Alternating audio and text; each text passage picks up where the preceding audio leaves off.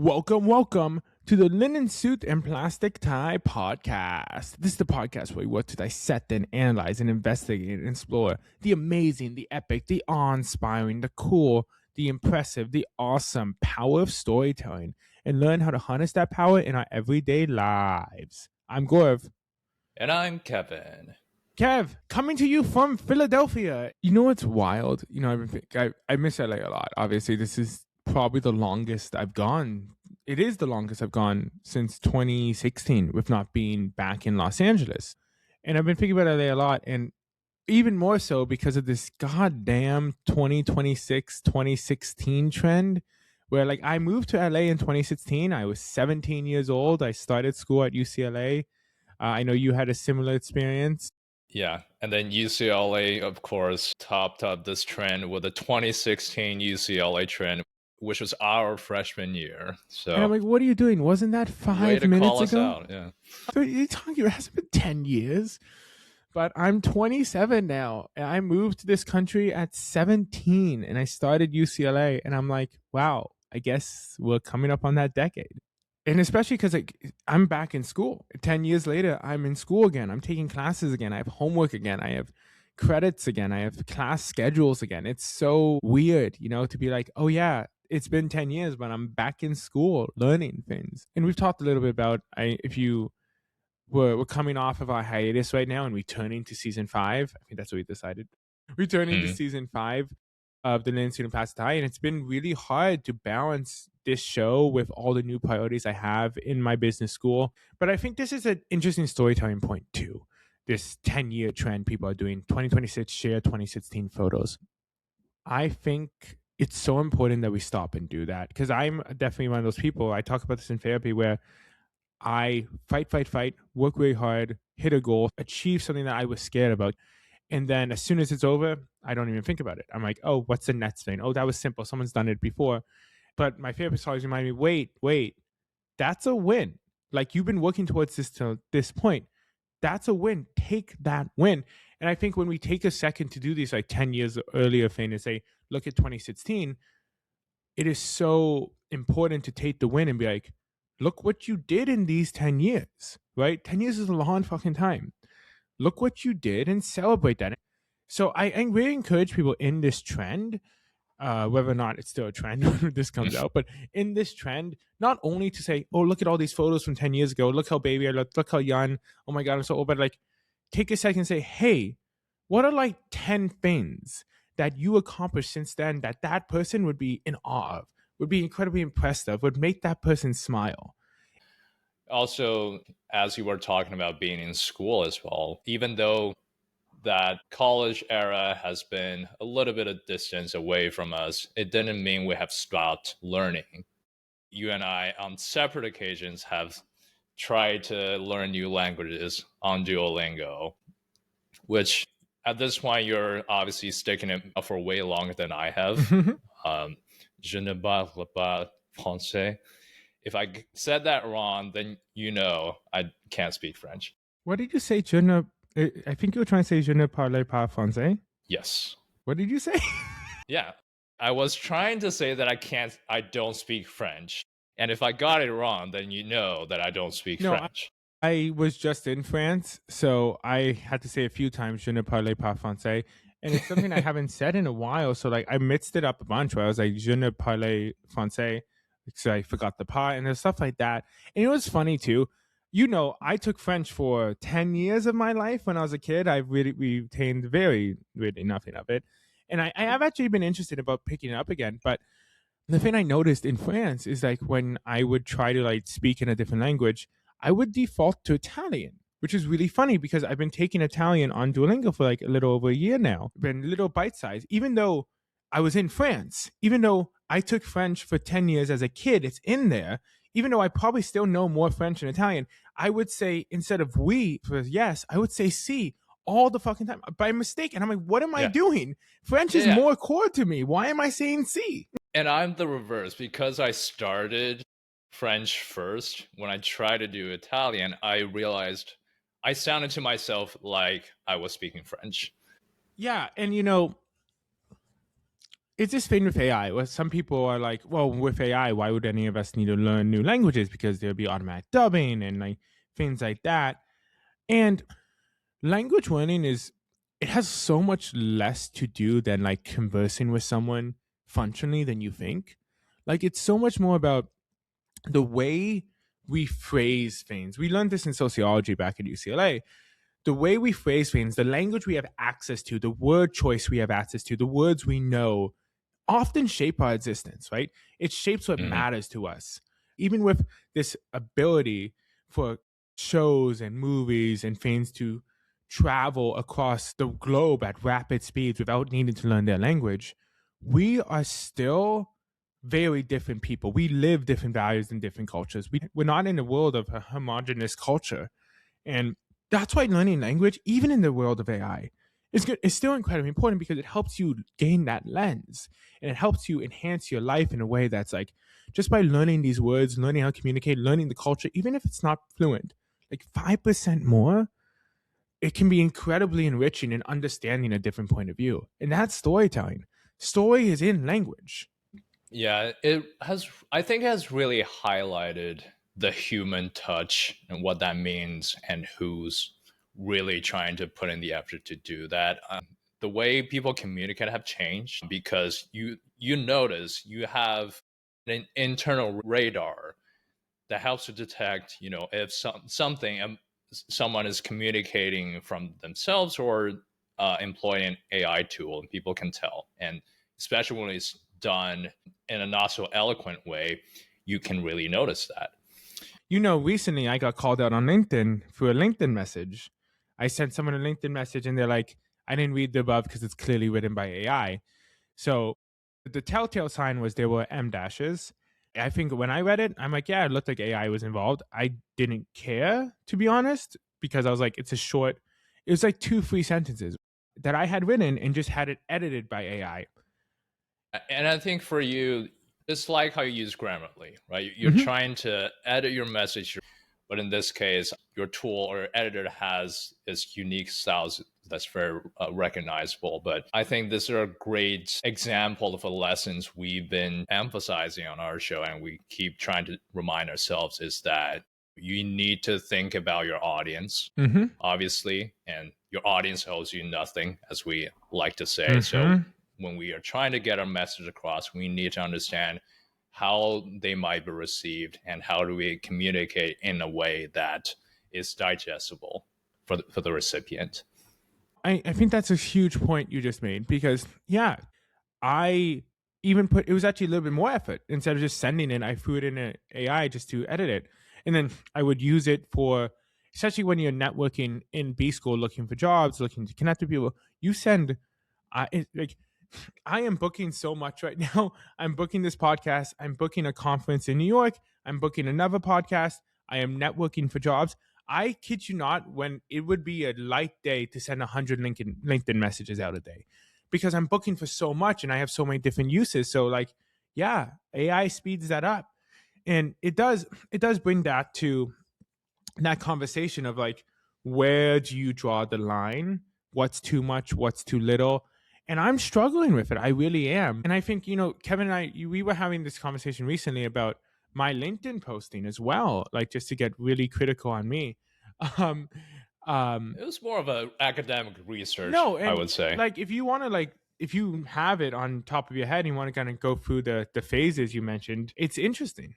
Yeah, I think there was basically this one recent LinkedIn post by Gorav that really ticked me off in some way, I guess, where I went, okay, this looks really interesting. I wonder how differently you sounded, 3 5 years ago when we didn't all start employing AI our day to day. And so I really went back and scrolled through all of your posts over the course of the past 3 years, and you can really tell distinct phases where things really sounded like you. I would expect that post to be a text message, let's say, Hmm. come directly from you, and versus there's an in between phase, I would say, where we were really getting much better at understanding what we wanted to share with the public about our new episodes.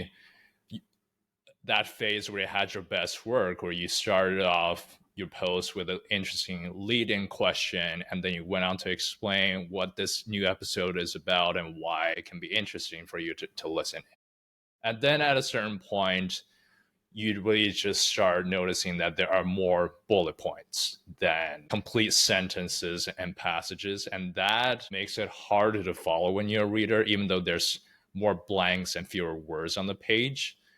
But what makes it harder is that there's no complete sentences. So it's harder for a reader to follow a train of thoughts because their eyes have to keep skipping down. It's kind of like a PowerPoint. Reading a PowerPoint, when you know, like, you're supposed to also have someone talk through those bullet points for you, that didn't seem to be sufficient information on its own. So I think sometimes we definitely, especially if you're someone who use these new tools a lot, it's also important to go back and read the stuff you edited and, just do a second pass and see if it still makes sense and what might seem off, and then you know how to further adjust it from there. So I think, especially in this day and age, that's something that could be really beneficial. It's interesting because like the bullet point frame is like a LinkedIn frame. Like it's a framework people give you, and I have been trying to adopt it more. Have I been using it too much? I write everything and I purge it into a ChatGPT or a large language model, all these thoughts, and then I have it edited and I work with it. These take a lot of time. And I always just kind of like word vomit and I say what I want and I frame it and I play around until I have a post that looks like it has good content and it's in a LinkedIn format, right? I always like write stuff out, work with it, ask it to put in my words, whatever it thinks my words are. But you're right, is that working? And I think one big thing is I have such insecurity about my writing. As you know, I don't consider myself a good writer. Like people who text with me know my grammar is shit. Everything's full of typos. That's why the LLM really helped unlock this thing. Like, I can write because it will fix some of these gaps. But it's tough because I don't know where that line is. We are also the recipients of a lot of these cold messages as well. And we have also gotten messages where clearly you can see they are AI edited, if not AI generated. Does that bother you? Because it doesn't bother me. There's a part of me that writes them off pretty quickly the moment I noticed that. And I couldn't always pinpoint what it was, because on the other hand, I know that it does show them trying to polish their writing too. So if that shows me their effort, I shouldn't be ignoring these messages. But as we were talking through this, I'm realizing that maybe the part of it that makes it difficult for me to comprehend is that I don't know how this person sounds anymore. So I think sometimes I can get an outreach that's in poor grammar, because there's a lot of times where people don't speak English as their first language either. But I can see the sincerity. I can see their intention and that they really would like to see help. They're willing and eager to learn. That allows me to look past the details and the syntax. But when a message is so heavily edited in such a way, I don't know who I'm talking to anymore. I don't know how you sound, especially when you're a stranger. So there's a gap in that sense of trust where I can't really articulate it, but I'm not sure who I'm talking to. So the trust thing is interesting. The trust thing is interesting because I think I assume good intent with most people. Anytime anyone reaches out to me on LinkedIn for a coffee chat, I try to do it every single time because I understand that where they're coming from. Like, I have no issue if you use AI to edit it, because I don't have any qualms with this idea of like, you don't have to put in that much work to message me, because that's how the internet works. Odds are I'm not going to respond. I message hundreds of people. Vast majority don't respond. I don't want to live in a world where that person spends 7 hours crafting a message to me, and because I am busy with exams that week or I'm out of this country, that person wasted 7 hours of their life. I'm perfectly okay with being one of the 100 people they message, and then that's cool. Like, they thought out of all the people online, I should be one of the 100. That's awesome. And then we have that conversation, because when I build a connection with someone, a mentorship relationship, a podcast relationship, whatever it is, it's never because they had the most eloquent first message, right? It's because of the relationship that built from there. I don't know if the people who can write the most eloquent first message should be the only people that get elevated, because Yeah. it's just But another place for bias, especially against people who don't speak your language as your first language. To be clear, I do. It just sounds like English isn't my first language. It is. I'm just bad at it. well, my point was that the lack of eloquence doesn't matter sometimes. And Yeah. I think it's actually the reverse, is that chase after eloquence that is driving people to heavily edit their messages, and at some point you tip over the scale and your messages lose a bit of that human touch, and that can be off-putting for another human being who have this inexplicable radar for whether they're talking to a human being or not. Because at the end of the day, we are trying to establish human communication and connection. I think there's something to be said about making sure you're not losing that intention in the message that you're sending over. And even before AI, there are days where we send hundreds of messages just handwritten, obviously copy and pasted, but handwritten. Yeah. So that part of cold messaging hasn't changed. Anyways, it's a complicated question. And that's some of the key reasons why, even in this age that chatbots are taking over, I am even more convinced that this work we do is really important. Kevin, who are we talking to today? Well, we have brought up great learning tools here and there between Duolingo and Grammarly and Gorav for you. When we did our annual trip together, you were glued to your phone, and I was really confused what you were doing. But then I realized you were playing chess, which is, I guess, a new obsession for you, and another skill or game, if you will, that you've been learning over the course of past year. And so this week, we are talking to someone who has accelerated the growth in all these things. Albert Cheng, he is the Chief Growth Officer at chess.com, is one of the largest online chess platforms for chess players from beginners all the way to the grandmasters.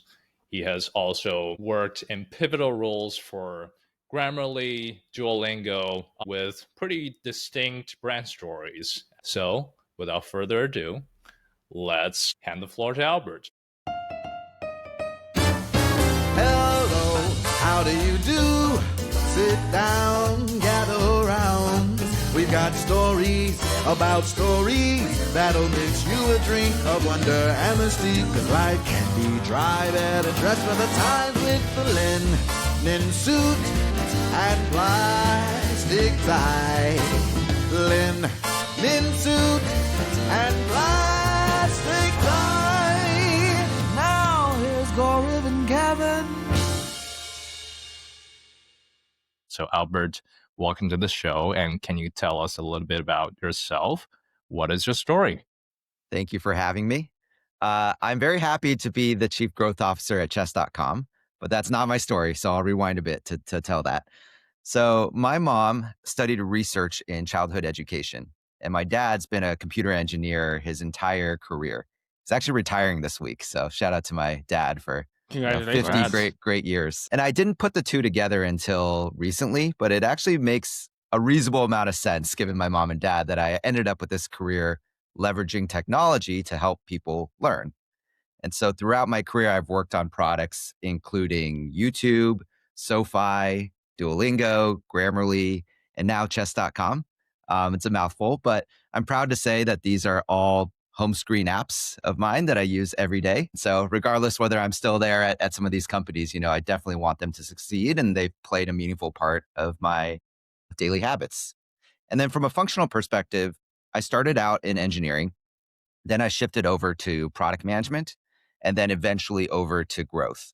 I don't know that this is necessarily a common career path, but it's very helpful, I guess, to my career to have had the scaffolding, right? Where you start by learning about the code and the engineering perspective, and then you learn about the user from a product management perspective, and then you can learn about how businesses grow, which is broadly what you do in growth. So that's my story. Definitely my career purpose is to help these great products and brands grow so they can become a more positive and meaningful part of people's lives. Awesome. And I'm really curious about that one part where you mentioned, your mom having worked in childhood education. Was there anything from her work that snuck into your daily life, little snippets of her lessons that you remember to this day? Yeah, it's a good question. I need to talk to her next time I go back home and and have that conversation. But obviously she raised me, and I think part of what we'll get into with Duolingo and some of those like kind of daily rituals, daily habits, she raised me in the sense that it's very important to, like, the inputs matter a lot, right? Like, do the right thing every day, practice in the right way. Eventually the outcomes will take care of itself. So I think that's just this general mentality and philosophy that I still remember, like, as a kid growing up, and funny to see that play out in some of the products that I've worked on too. Streaks are such an important mental story. I worked at Snapchat for a bit, and they had big on streaks over there about keeping that connection, keeping that friendship, and little bits that kind of build that overall story. My biggest streaks are a little over a year at Duolingo, and then I have 2,600 something days on Headspace. And there's this thing about this thing in mindfulness about like building blocks, right? It's so easy to get lost by this big goal, but if you just show up every single day and do little bit and little bit, and then when you look back, oh, look at all this growth. And it's such an interesting kind of rewire because we're so used to looking at that big overall arc. But if you break it down to, if I just do this and I'm consistent with it, why do you think people struggle so much with this consistency, kind of with that story? Why do people struggle so much to take big goals and break it up? Because I do, for sure. I do too. No, I mean, it's really hard. And it would certainly be nice if you could get that quick dopamine hit and learn how the pieces move, and suddenly you know how to beat your friend or something, or you learn some basic, like, do 3 lessons on Duolingo and suddenly you expect you can go to some country and speak fluently. It just doesn't work like that in practice, right? And I think, to your point, streaks has become a really powerful gamification mechanic Mhm. to day by day, right? Feel like you're building something.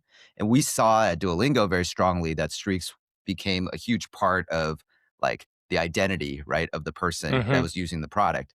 Very commonly, when people would tell other people that they're using Duolingo, it's always like, what language I'm learning and what is my streak length, right? Mhm. And we even briefly did some screenshot kind of tracking inside the app to just understand, like, what are these moments inside the product experience where people are just like, they're clearly like screenshotting and texting it to their friends. It was almost always like streak milestones far and away beyond anything else. So yeah, just kind of fascinating. And I agree with what you're saying. Yeah, I love what you talked about, that identity piece, right? We're constantly searching for pieces of identities and things we can connect to. And our phone can become such a time suck. I know I'm always looking for ways to be more productive on my phone. And free apps that have really taken over my life recently, Duolingo, uh, Grammarly. The Grammarly keyboard, man, is my favorite thing on earth. That's And then awesome. also recently, Kevin and I just got back from Florida. We do this yearly trip with our friends, and Kevin can attest. He Every was car glued to ride, his phone. Yeah. I was doing chess. I was playing chess on chess.com on the app. Every car ride, anytime we sat, it's so addicted, but it's this thing where all of these pieces, more Duolingo and chess.com, I internalize this idea of like, oh, I'm being productive. Oh, I'm training my brain. I'm doing something worthy of my time versus scrolling through TikTok.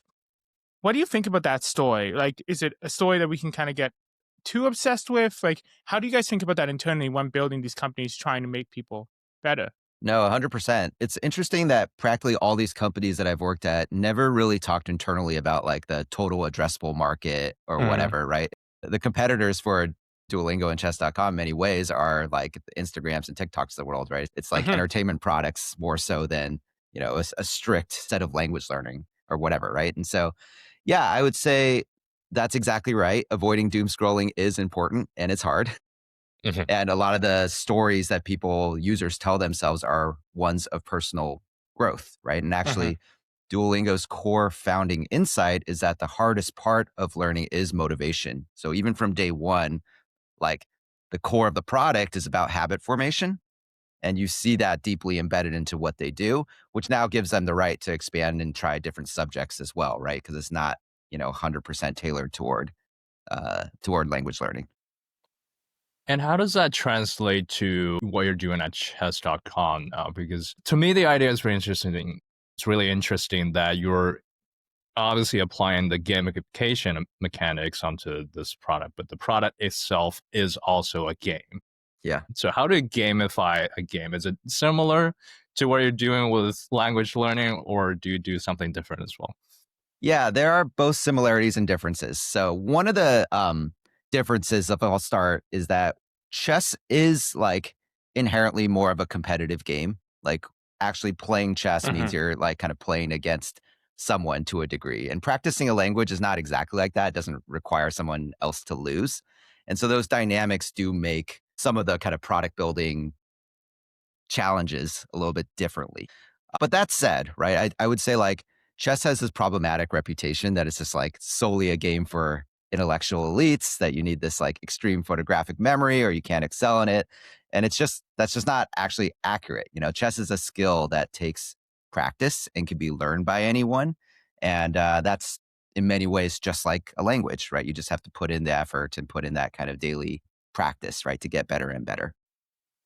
Yeah, and one thing I love about chess.com and that I actually found really fascinating the more I looked into it is it has a lot of legitimacy at almost every level of play, right? There's a lot of new people, there's a lot of people like, oh, chess.com, easy app, what have you. But then you also see like the big chess influence of the world. Like we see like Magnus Carlsen playing on chess.com. You see Hikaru, you see Botes. I'm just naming people so you know I've done it. But and my favorite, Anna Kremlin, you see these people actually using chess.com. And that's such an interesting thing because I don't think we see a lot of platforms where we see the best in the world and the brand new people. How did that come about? Like, why does chess.com maintain this legitimacy in like the highest levels of chess? Yeah. Well, you could probably tell by the name of the company, chess.com, that, it's Hmm. like the Yeah. people are very fanatical and passionate about growing the overall game and serving all parts of the community. And a big part of making that successful is to essentially nurture and find talent and show a spotlight on their channels. And so, yeah, we do provide that entire platform for you to learn and play and watch and talk about chess. And we just hope that gives like our members the confidence that they can have this lifelong journey on our platform. We have over 100,000 people that sign up every day, and a lot of them are actually quite beginner, right? But to your point, we also have Magnus Carlsen and top grandmasters that are also enjoying that. And so that can be a challenge in the sense that we're trying to Hmm. provide a consistent product and gameplay experience across all. But yeah, I mean, hats off to the team. I'm still relatively new at the company, but 20 years of hard work of building this broad community for everyone in the chess world. Yeah, and I think that goes down to that authenticity. We talk about this a lot on the show about like authenticity is so important when building a product, when building a brand. And like anyone can slap on chess, anyone can try chess, but like there's such a ingrained like roots in the community. And you are extending and playing on all these influencer stories. And you're taking like these big voices and saying, hey, you want to learn with them, you want to learn from them, come to chess.com, play like they do. You can kind of experience the world almost like they do. And I think that authenticity is so interesting. Yeah, no, I appreciate that. We definitely care about introducing the game to like millions of people that otherwise would not have thought about trying chess. And so even beyond these chess endemic creators that you just talked about, we also Hmm. invest in like organizing these crossover events. I don't know if you've ever watched like Pog Champs or Blitz Champs on YouTube or Twitch. If not, they're basically these like online amateur chess tournaments where we get, the Mr. Beasts of the world or famous musicians or athletes or, these types of people that like chess, right? But it definitely is Hmm. not their main profession, right? But they're happy to raise their hand and participate in this like fun tournament. And then that in turn helps raise awareness of the game of chess to their followers, their subscribers, etc. And that's great for the game. Yeah. We kind of touched upon this a little bit already, but what would you describe is the typical user story of a player coming onto chess.com? Obviously, it features a wide range of players, but how do you go about crafting that story when you think about growing the product or the platform? Yeah, our belief is that chess is for everyone and actually Mhm. means something different to everyone. So that is one of the big challenges, quite frankly, about working for products or for many products throughout my career that have had such a broad range of user bases. And so one thing that I've leaned on pretty heavily in the growth world is through experimentation, right? Mhm. We now have a big enough user base that by investing in the culture and the tooling around high velocity experimentation, we can constantly test, right? Test different product ideas, test different marketing ideas, and then cohort that data so we understand, okay, based on this change to the onboarding user experience, as an example, this is the effect on people that skill level is like they don't know how to move the pieces to someone that is starting to learn to someone that's a grandmaster. And so understanding some of those differences can help us also build user empathy for the changes that we have and how that's affecting their real life user experience.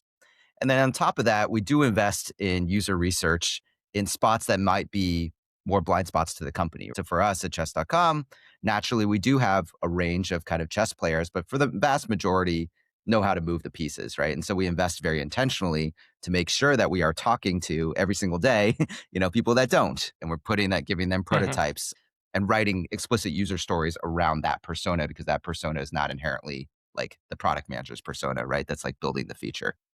So in spots where that's intentional and you're designing for a persona that's not yourself, that's where it really comes into play. Otherwise, we tend to use, frankly, our taste, our intuition, and then our experimentation results to guide the how the product evolves. This is something so interesting with product in general. I just finished a course at Wharton with Carl Jurek. He wrote a book on product management, and he talks a lot about breaking it down into a lot of interesting story terms, right? Story points and storyboarding. And you mentioned a few words there, kind of zooming out on the role of product. And because so much of this is building empathy with the consumer experience, how much of your role do you believe is storytelling? And how has your role as a storyteller morphed as you've jumped between these companies? Yeah, I do think it's a big part of it. Something that I've learned is that the storytelling has to be organic to your brand, to your product experience. Hmm. You can't just copy and paste some other type of product that your users have a different relationship with onto your own company. It's got to come more organically. Maybe a couple examples I'll just throw out there just to talk through this. So at chess.com, we intentionally chose a pawn as our logo. And that's an intentional choice. It symbolizes the journey from a beginner to a master. And so those that don't play chess that are listening to this, pawns are perceived to be the weakest piece on the chessboard, but they actually become quite powerful, right? As they march down the board and they can be promoted to a queen. And it's the right piece, right? To kind of symbolize that growth that you have in the chess world. And then over on the Duolingo side, if you look at their social media from 5, 10 years ago, it was actually basically language learning testimonials, right? But Hmm. actually, the main value proposition of the product is that it's fun and it's quirky, right? And all these things. And they had this character in Duo that was the face of our push notifications. And our users were organically creating memes and content about it on Reddit and Twitter and all these other places.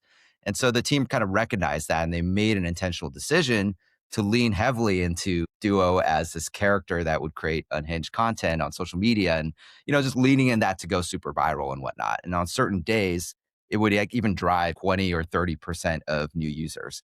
And so this like storytelling kind of question can be weaved throughout your marketing, your product experience, your brand, like what's your voice? And when it is all consistent, that can really propel growth for your company. As you talk about chess, it does remind me of a past guest we had, Erin Cushman, and she talked to us about the wine world. It's kind of a similar vibe where it seems very overwhelming. It seems very posh. It seems Yes. very like for a certain echelon of the world.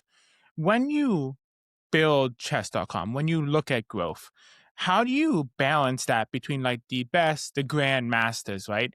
How do you balance their story and kind of serving their need to connect to the community? And these novices, these people who just started, people like me who have a laughable ELO score, how do you balance those stories? It's not laughable. Actually, I don't know what it is, so maybe it is. No, I'm kidding.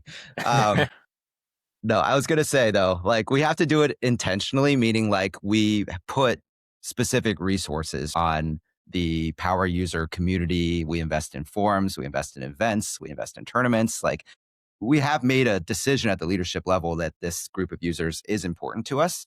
And there's a loop around that, right? Where, beginners, intermediate people see the best of the best and they're aspired, right, to try to become that. And they want to create content. And sometimes the best of the best also like they'll make YouTube channels and they'll create content that teaches people and kind of brings them up. So we see it as an overall ecosystem. Now, that said, one of my biggest priorities on joining the company is to help the company see things in a quantitative manner. And the truth is, I talked about the over 100,000 new users that come onto our platform every day. And just quantitatively, it does skew relatively beginner, right? And so we need to not lose sight of that, even when a lot of the biggest stars and biggest voices in the chess ecosystem tend to be the top end. So I'm not sitting here and saying that it's not a challenge to kind of balance both sides of the extremes, but it works for us because, again, it's a whole ecosystem that builds on top of it. Yeah, super important. And another interesting kind of contrast between chess.com versus something like a Duolingo is with chess, there's obviously the bigger names and you have the personalities that people subscribe to. And chess itself is a very well-defined games throughout millennia.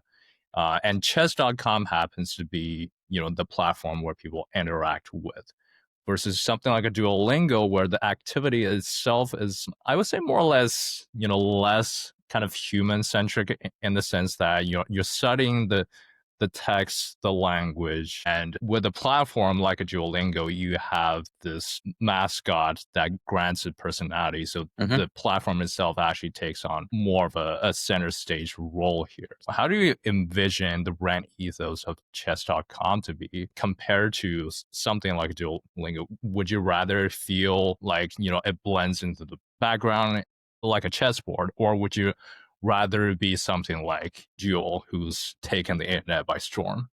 It's a good question. I would say that we're still evolving our thoughts around this, but one of the things that I find beautiful about chess.com is that we actually don't own the game of chess. Like there's no underlying IP that we need to have licensing or whatnot, right? And so one of our most important missions is to grow the overall game of chess. And so we don't actually see necessarily that much difference between growing, chess.com and the game of chess. It's all kind of symbiotic.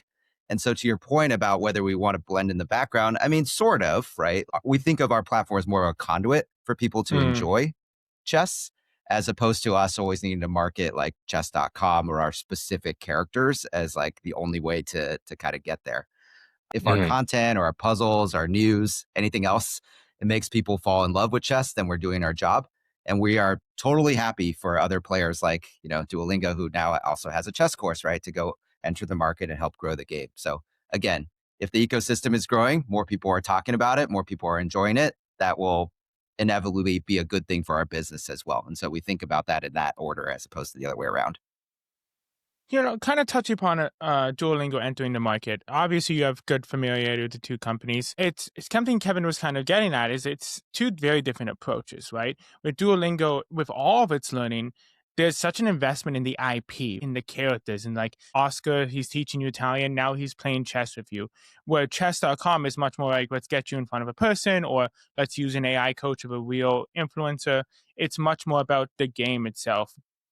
I think they're sensible to each company, frankly, right? I think we are fortunate at chess.com to have great relationships with some of the best and brightest and most famous people in the chess world. They play regularly on chess.com. And so because of that, I think that, allows us, right, to surface them, to give a platform, to create the AI coach version of themselves. And so for those that don't actually play on chess.com, the way it kind of works is that you can select one of 10 or 15 coaches. Some of them are fictional, but it also includes, folks like the Botez sisters and Anna Kramling and Magnus Carlsen and Hikaru, some of these names, right? And so when you play a game of chess, at the end of the game, you can review your moves. And so one of these virtual coaches can speak to you and translate, right? Your best moves, your blunders, etc., using the personality of that character. And so it's really delightful. And it's a way that you really couldn't get in real life, frankly, unless you knew these people in person. And so I think that's been a way that has allowed us to make the game much, much more approachable through the lens of an expert. Now, Duolingo has a more broader sense in that their goal is to make learning approachable and fun. And chess is one of those subjects, right? And so they have this set of world characters that for them, strategically, it makes sense that those world characters could then expand across subjects such that they have their own kind of AI virtual coach that can teach you, frankly, anything, a la like ChatGPT or Gemini, right? They don't have like a virtual coach per se, right? But you're working with those tools, right? And you can ask it a broad array of things. So I think that's the direction that they're likely to head in the future. And I want to kind of double click in the AI coach aspect of chess.com because, obviously AI is a hot button topic. I'm majoring in AI for business. I wouldn't. It's obviously super important in changing the world. And we see a lot of companies go the direction of, okay, AI is important. Let's slap AI. Let's randomly say this is AI now. But what I loved about what I love about chess.com's approach in the AI coach world is that it leans into authenticity, right? You're taking these stories of these different chess grandmasters, all these different experts that you already have a connection with over YouTube, what have you, and you're overlaying it. Can you tell me a little bit about why now to go the AI route? I mean, we've tried to lean into authenticity from day one, for sure. Mm-hmm. So we don't think of this as like a now all of a sudden this like massive pivot.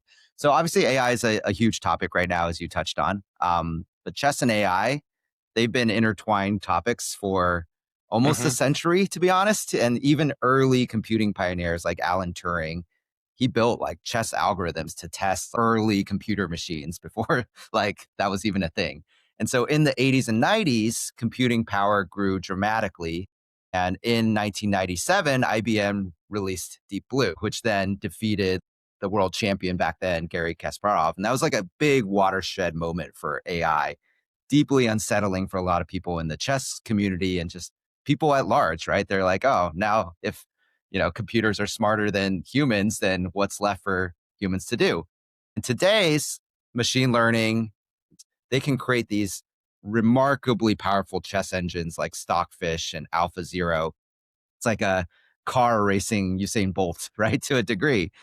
But has chess disappeared? It actually hasn't. It's far from it. It's more popular than ever. And so I think this is like this beautiful story where AI is now able to augment the human understanding of the game and really is providing this like profound improvement in how players learn and train in the game. And essentially the way it works, which is I just talked about it a few minutes ago, is that after you play a game, we're actually running some of these super powerful AI engines. So not LLMs, but things like Stockfish, right? To analyze move by move by move by move, your best moves, your blunders, etc.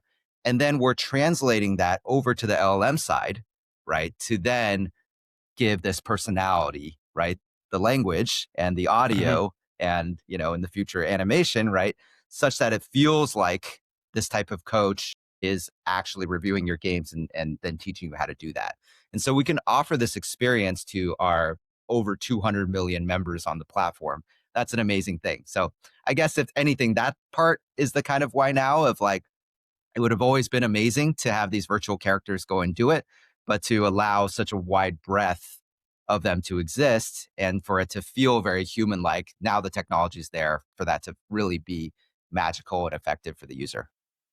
I actually have a question for Gorav here, because on our Uber rides in the past week, I keep hearing you play chess with commentating, which I assume was that AI feature. So how has your experience been playing with, that coaching? I was just gonna say, Kevin has heard me say, fuck, I've blundered like 8 times in the last week. But no, because I've been doing a lot. I've been using Anna Kremlin as my AI coach for the learnings and also for game review and kind of going back and looking through. I've watched her on YouTube and she just seems like the nicest person, so I picked the nicest one. I'd be scared to do Magnus, to be completely honest, but I like Anna. It's been great. I think it's this thing where it's like I connected with her content on YouTube. I honestly think I got into chess I have no idea why the algorithm gave me chess influences, but then it just kept doing it. Then I'm like, well, I Yes. should play. And then I played, and then I started playing on Duolingo and then also chess.com. And then after all that, I finally watched The Queen's Gambit. I want that to be clear. It wasn't the other way around. But I had this connection. It's this thing where you have a connection with someone in the real world, and you like their content, you already enjoy it. So when you add it to something like this, it kind of deepens that story. So I've been enjoying it a lot. I think it's a really cool non-robotic voice. I think it's fun. I think it connects with something I'm already interested in. And it's just an interesting way of a centuries old game. I appreciate that. Anna is a wonderful person. And yeah, we try to provide a personality that fits everyone, right? And so I think that's the thing. Even with our fictional coaches, we're working to make them more diverse and, have a broader spread, right, of the ways that they interact with you. So that's wonderful. Appreciate you sharing that.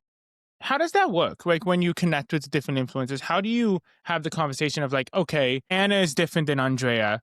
I want to integrate her story, her personality into this AI. What's that conversation like? How do you distill personalities into features of an AI? Yeah, I mean, we try to integrate them into the process as much as possible, right? So we are essentially leveraging their public content that's already out there, or maybe they will record, right? Some types of phrases or catchphrases with us, that type of stuff, right? That then gets trained into the AI, and then the AI can then translate back what they would say. But it's fun. I just watched a video of Andrea, who you just mentioned, that was like playing a game with her or against her AI bot and then reacting to herself, essentially like coaching herself or playing against herself. So that's pretty meta and surreal to see. But yeah, I mean, they're part of the community in a big way. And we just try to make sure that it really honors their personality in a way that feels authentic to them as well. And then kind of taking a step back to your role as a product builder. We're similar in the sense that both our entire careers has been in, or for the most part, consumer tech, right? I love consumer tech. Let's talk about, you've run like huge products on huge levels. What does day one look like? When you join a big product with a big user base, obviously you've used the product, you've talked to people, but how do you go in and say, hey, I want to understand the user story? How do you build that empathy that's so important in product? It's a funny question because I think of day one as like, many years in the making at a lot of these places. Because to your point, these have been products that I've used for many, many, many years before joining the company, and already come to those conversations having an opinion and having been an active user, right, of the company that I'm joining, chess.com being no different from that. And so that helps a ton. I think when that's not the case and you join a company completely cold, especially the consumer world, I highly recommend you should dive very, very deep into the product experience. Sometimes that can be a huge positive in a way. Like I do hire some people where that's not necessarily the case. And I tell them, hey, from day one, your job is to actually record yourself using the product.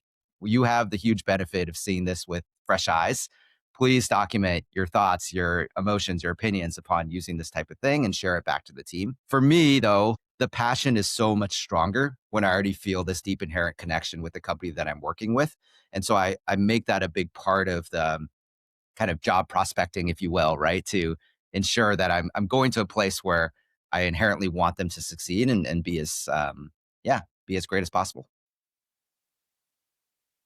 Has there been hidden connections between all these different platforms you've worked on that you don't think people necessarily appreciate? And I'm talking not just some of the more kind of viral ones we've been talking about in terms of chess.com currently, Duolingo. I'm also talking about, I know you worked on YouTube gaming as a platform. You worked on SoFi, which is, a more of a consumer finance platform. Have there been connections or lessons that carry with you to this day?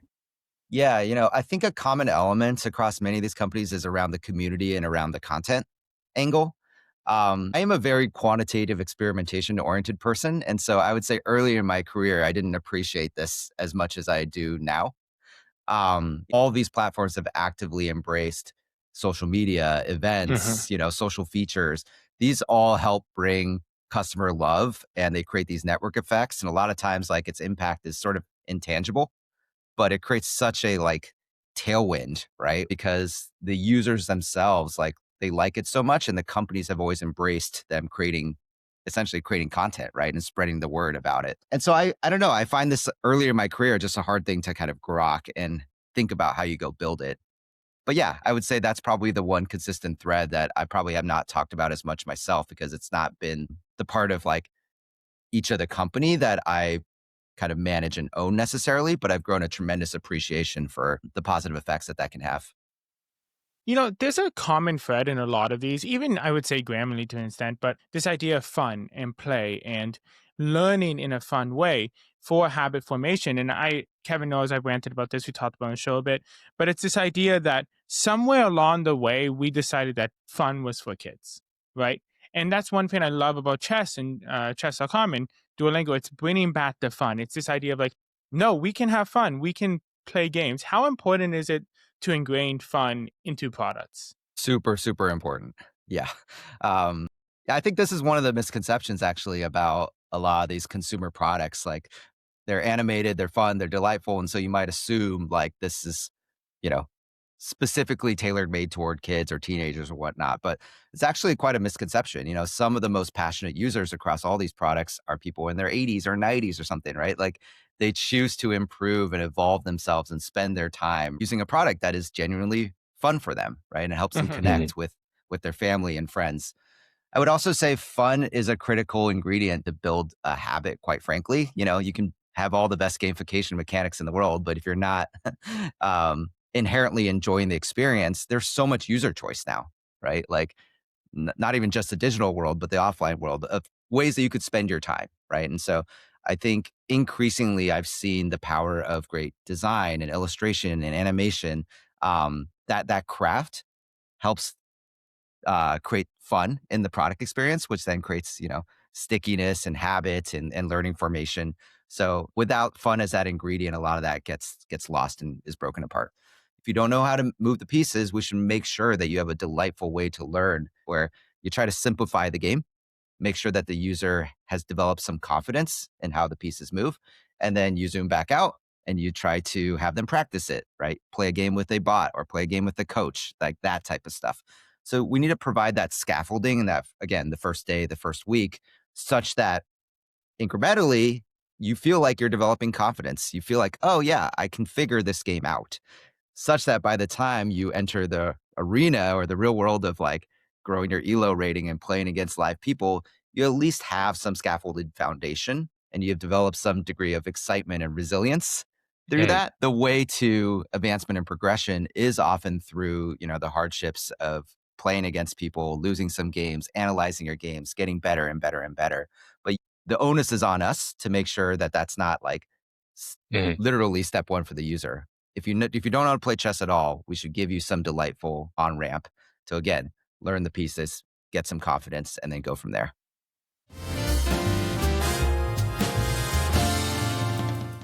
We have learned so many great stories and insights from you. For our closing segment, we call it Suspenders. And this is where we ask you a fun, random question that's unrelated to anything. And you can give us any answer you feel like. So the question of the day is, if you could delete one everyday inconvenience forever, what's gone? Wow. One everyday inconvenience. The first thing that comes to mind, so I have 2 little kids and I work mostly, so I'm in California, I work mostly with people in Europe. And so I love, love, love the morning time with the kids. But sometimes, man, I start meetings at 7 a.m. or even earlier. And so that really like crosses with the kids kind of getting up. So I think I got to figure out what to do in that one particular hour of every day. I think that's the hardest thing for me right now in my stage of life. But yeah, the kids are awesome and just part of growing up and working hard. I don't think I knew this. Is chess.com a European company? No, we are global and we're remote, but yeah, we're spread all around the world. So yeah. I start pretty early because I'm on the West Coast.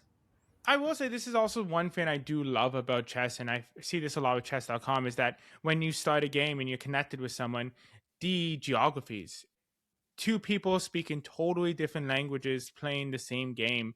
So when you see a name in like Sanskrit or you see a name in Mandarin, you're like, wow, that's just such an interesting connection across the world. Totally. We have this feature called Passport. So I don't know, when you play a game, you could see the flag of your opponent. And every time you play someone in a country and you've never played someone in that country before, you collect that flag. So it's almost like an achievement system. And it's one of the most shareable and most liked features in our entire product. So yeah, to your point, chess is really played around the world, and it is very, very fun. And also shout out to the engineering team for building like real-time gameplay system that spans across the world. And it's not easy by any means.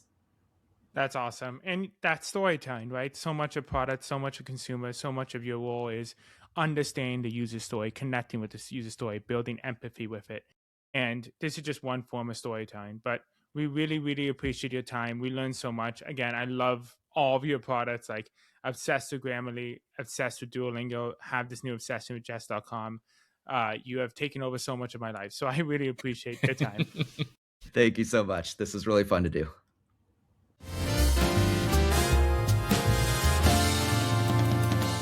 Welcome back to Top Hat. This is the part of the episode where we dissect and analyze some of the epic and awesome learnings we got from this week's expert storyteller.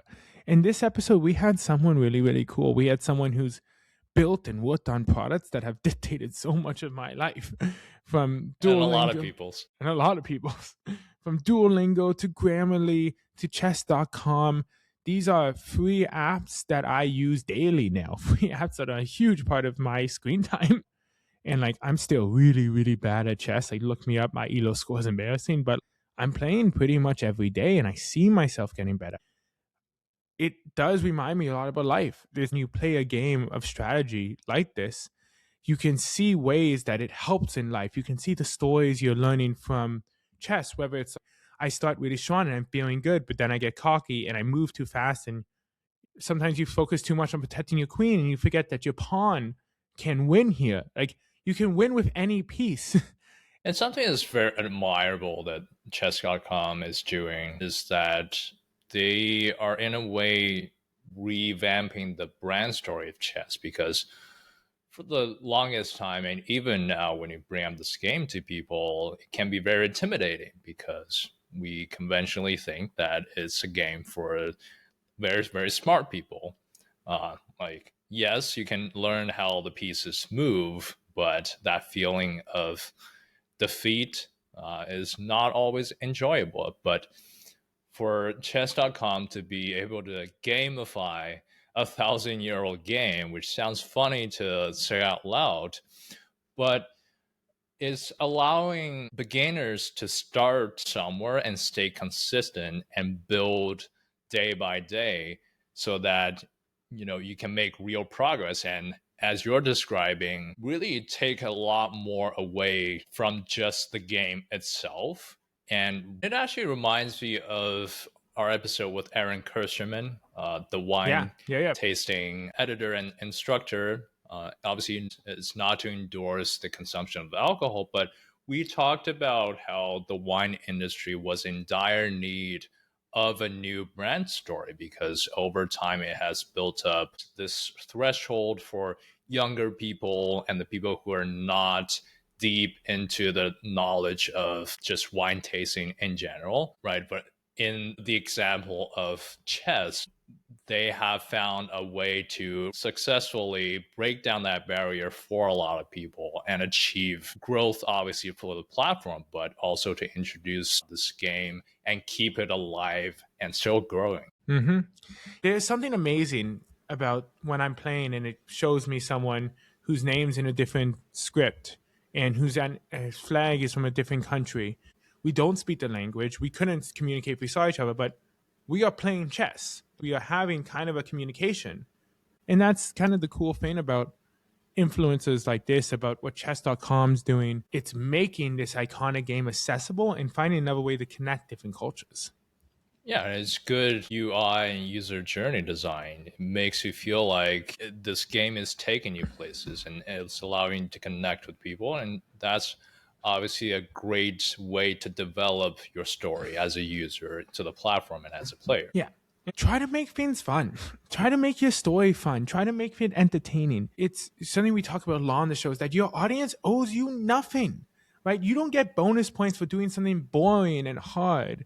And that's kind of what chess felt like before I got into it. No, it's fun. It's exhilarating. It's cool to see things you didn't see before. It sucks when you move a piece and you're excited about it and you didn't realize you just exposed your queen. It's fun to sit back and watch and like review your game when you're like, I didn't even see that checkmate coming. That's the whole ball game, and that's one of the essential parts about storytelling is find ways to make your story more fun. And this has been another great episode of the Linen Suit and Plastic Tie podcast. Thank you again, Albert, for sharing your great journey and the stuff that you're doing on our platform so we can help celebrate it. For those of you listening, if you liked listening and watching us, subscribe wherever you've seen or heard us. Follow us on Instagram at LSPTpod, also on TikTok of the same name, and LinkedIn, Linen Suit and Plastic Tie. We really appreciate you riding with us. We know there's been some gaps. We've been a little bit slow with the episodes this year. Adapting to a new city, adapting to a new school has taken its toll, but we are not done. We have barely scratched the surface. In this day and age, storytelling is even more important than ever before, and we're excited to bring you more storytellers to help you unlock the power of storytelling in your everyday lives. See you next time. We appreciate you. Have an amazing day. Linen Suit